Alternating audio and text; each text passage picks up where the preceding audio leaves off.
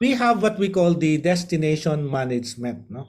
Now, destination management, when you say destination management, it's not just an effort of one organization or of one person.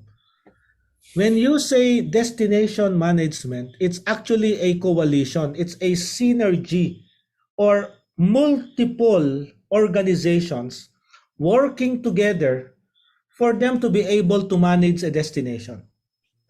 One individual cannot just declare in her or his YouTube or in social media or in any platform that I'm just the only person managing this destination now. That cannot happen.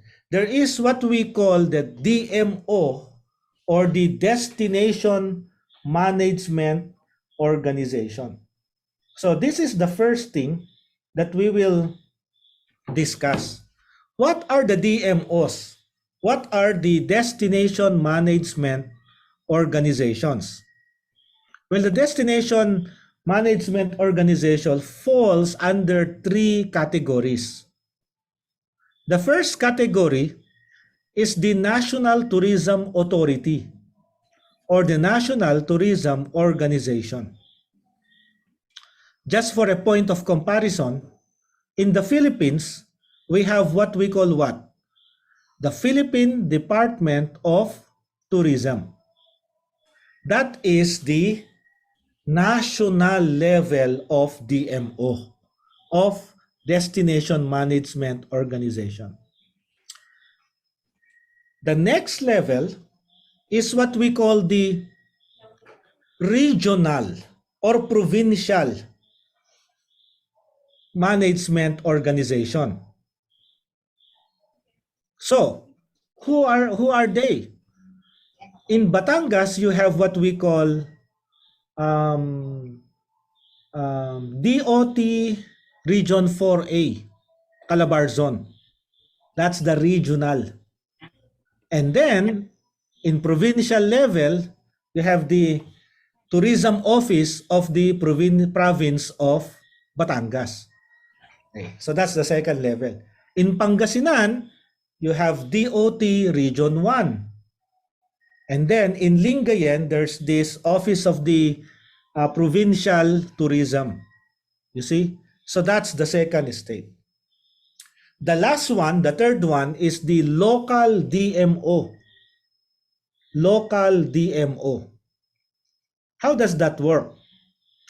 Let's take, for example, the location of Jelly. Jelly is located in Tagaytay City. What's the National Tourism Authority? The Philippine Department of Tourism. What is the regional authority? That's the Department of Tourism Region 4.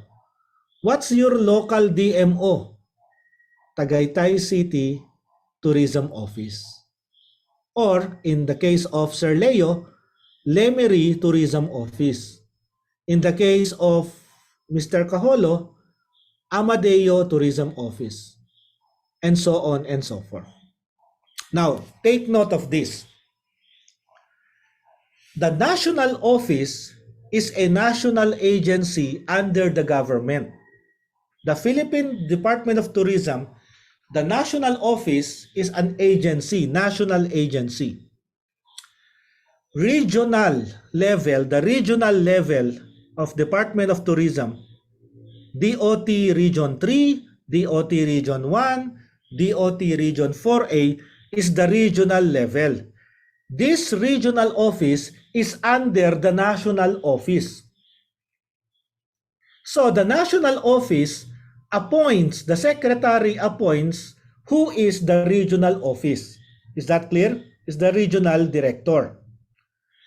The provincial tourism officer is appointed by the provincial governor, not Department of Tourism.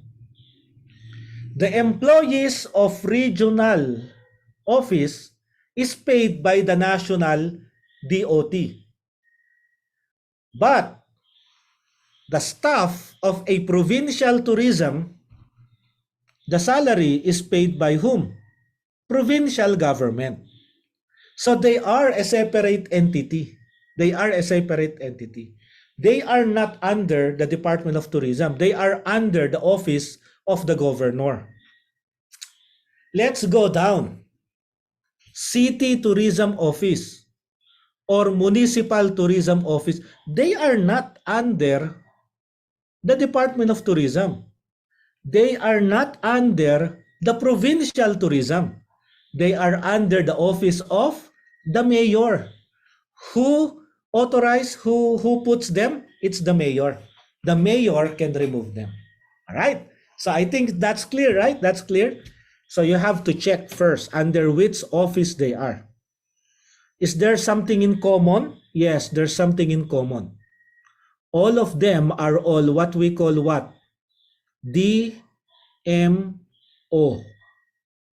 Destination Management Organization. Okay. So there. So we hope that this is clear for everyone.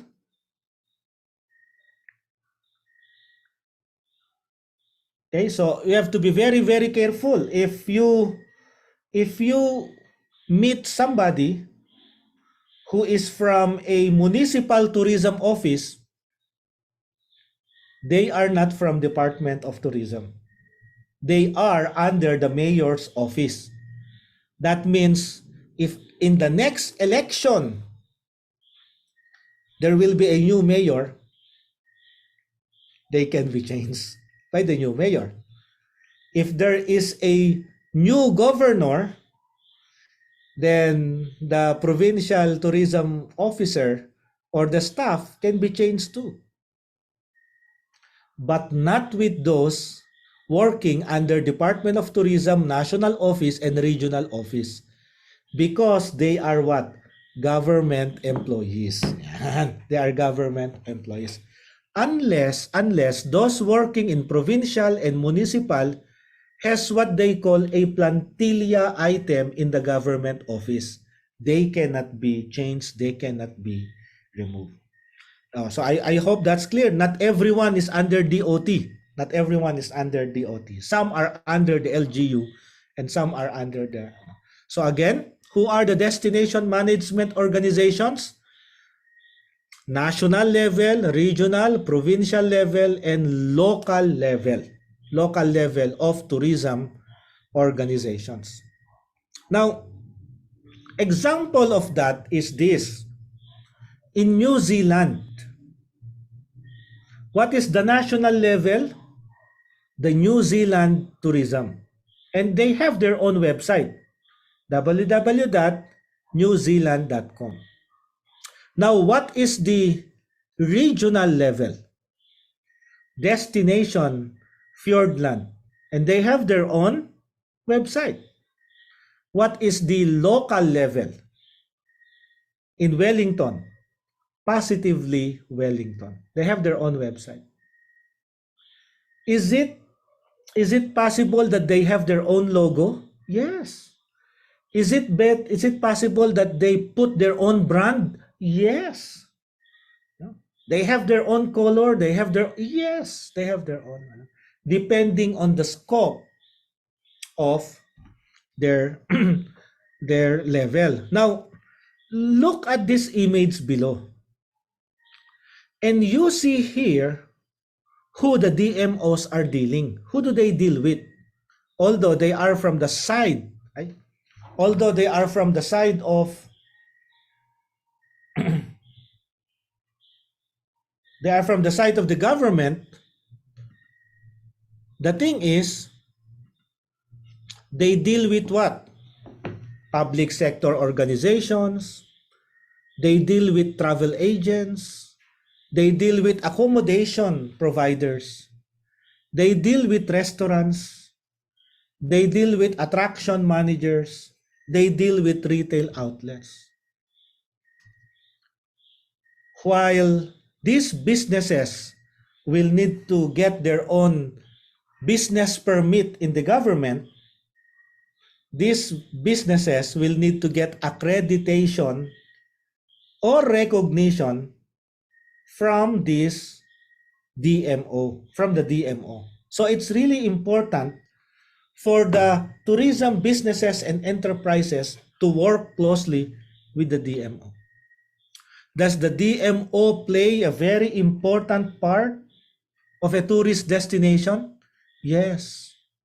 If they are not active, then the tourist destination will not really be attractive to the foreigners. Well, let's dig further and let's try to understand what do they do. Actually, in the DMO, it's a very complex. Destination management is very complex. It's not easy to do. It's not easy to do. Why? First would be the credibility. If they lose credibility, if the regional office lost credibility, then it will be difficult for the hotel resorts to follow them. Next, ability. It's very important that the regional director or the municipal or the city tourism officer has that ability to be able to manage the destination, including his or her team.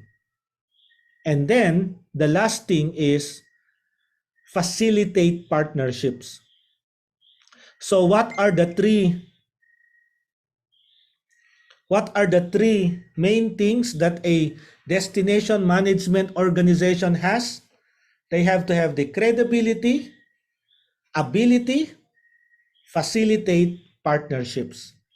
Because as I mentioned earlier, no individual can say that they alone are managing a destination. It has to be a coalition. It has to be a synergy of multiple organizations, either public or private. That's very, very important. Now, let's discuss. So, talking about destination management organization. Now let's discuss what does it mean when you say destination management. When you say destination management, it is the coordinated management of all the elements. It's a coalition, no? No single entity will say they are the only ones managing it. It's a coordination management of all the elements that make up a destination. It requires a strategic approach to link all the components and to get all the possible partners so that a destination will be successful. I don't know with the experience of Mr. Parr, but in your age, sir, perhaps you have dealt with many mayors, you've dealt with many government. When the government office will say, no, we should be the one doing this, then they're losing the appeal, right? They're losing effectivity. There should always be the public, the private, and the community. All destinations, not only in the Philippines, but in the world, are only successful when everyone joins hands and everyone contributes. If one private institution will control a destination, it will not be successful. If one government office will control, no, it's impossible for them to be successful. There will always be gaps. There will always be management. They have to work. Everyone has to work together for a successful destination management. There are various approaches. Okay. So these are various approaches of how to do it. Department of Single Public Authority. There are some that are very strong, just one department. But usually it's very challenging. It's very, very challenging. Partnership of public authority, say municipal tourism office, service by partners. Oh, you see? There are also partnership of public authorities, service by 2 or 3 organizations helping them. public authority, but they are outsourcing the services in private companies. Oh, you see? So those are the ways. And then we have what we call the PPP, public-private partnerships for certain functions. For this particular project, we will do PPP with this company, and so on and so forth. So these are some approaches. Usually, a single organization managing will not be that effective. Multiple efforts has to be put there. Now, look at this. Look at where the DMO is positioned. Notice that the destination management organization is there in the middle, right? And what is the main purpose of this organization? You will see. Getting people to visit. So it is the job of Department of Tourism to promote the Philippines in different countries so that the foreigners in those countries will come to visit the Philippines. It is the job of the regional office to promote the region in different regions and in different countries. It is the job of the provincial tourism to promote the province to other countries. You see? So notice the elements of the destination in the red box. Those are the 6, right? Attractions, amenities, accessibility, human resources, image, and price. Basic elements that are very important. Now, these elements has to be connected, and the DMO should know how to manage, improve them. Now, under the DMO, there you will go marketing on the left side. Who should be the leader in marketing a destination? The DMO, supported by the private sector. Who will support the delivery on the ground? The DMO. You see, the Destination Management Organization. To be outsourced by what? Who will actually do the business? The private sector. So Department of Tourism or the provincial office will not do business. They will only accredit private organizations or private businesses who will be the one to actually do the legwork. Okay. And then the last one that DMO should do is creating a suitable environment. This is where they create policy, legislation, regulation to regulate, accreditation, blah, blah, blah, and then taxation. So those are the 3 things that a DMO should do. Once the DMO will do those 3 and then put it all together, they will be able to manage the elements of the destination. So this is basically a simple but a very powerful image that shows you about destination management. If you would like to become a tour operator in the future and you understand how it works, easy kill. The DMO will love you because they need private companies to do the actual work. Now, what does it mean when we say creating a suitable environment? The one in green, right? The one in green. Creating a suitable environment. What does that mean? Well, let's check on that. It says here, creating a suitable environment is the foundation of a destination. It's very important because it is with the creation of suitable environment that the marketing of a destination depends on. It depends on this one. For example, planning and infrastructure, who will do that? The tourism office, right? Human resource development, training of tour guides, training of frontliners, who will do that? DMO. Product development, tourism office will do that. Technology and systems development, they will do that. Related industries and procurement, they should be the one to do that. You see? If they will do all those 5, it's easy to market a destination. How will you market Batangas, Sir Leo, if there is no product development in the provincial tourism office? Ala, diba?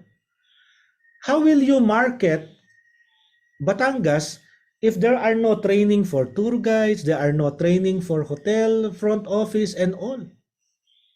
If there are no proper infrastructure roads that will bring you to Anilao, roads that will bring you to good beaches in Lobo, Batangas, in San Juan, Batangas, it will be difficult for you to market your destination. You see the importance of creating a suitable environment. Now, how about marketing? We all know that destination marketing should face towards attract visitors to the area. That is why we need to market. To market means connecting to your target market. For example, if you will start a, what's that tea business? That's very, the tea, milk tea business. Okay, milk tea business. Let's call jelly. If you would like to start a milk tea business in Tagaytay, who are your target markets? Who do you expect to buy milk tea from you? The youth or the students. Okay, they are your target markets, right? They are your target markets. If you would like to put up a, say, a Kambingan restaurant, goat meat restaurant in Amadeo, Cavite, Gerald, who are your target market? The visitor, the adult or matured person who like the exotic food or the goat meat came from the city. Okay. Is it safe to say that the hundreds of cyclists who came from different parts of Cavite to go to Tagaytay is also your target market? Yes, sir. It's possible, right? Because every weekend, it starts Thursday, Friday, they go up to Tagaytay and, so these are your target market, right? In any product, in any services, in any business, we need to have a target market.